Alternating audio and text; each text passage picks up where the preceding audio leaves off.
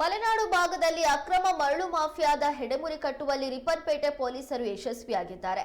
ಖಚಿತ ಮಾಹಿತಿ ದೊರೆತ ಹಿನ್ನೆಲೆಯಲ್ಲಿ ಬುಧವಾರ ರಾತ್ರಿ ಪಟ್ಟಣದ ಪಿಎಸ್ ಪ್ರವೀಣ್ ಎಸ್ಪಿ ನೇತೃತ್ವದ ತಂಡ ಕ್ಷಿಪ್ರ ಕಾರ್ಯಾಚರಣೆ ನಡೆಸಿ ಅಕ್ರಮ ಮರಳು ಸಾಗಿಸ್ತಾ ಇದ್ದ 3 ಟಿಪ್ಪರ್ ಲಾರಿಯನ್ನು ವಶಕ್ಕೆ ಪಡೆದಿದ್ದಾರೆ.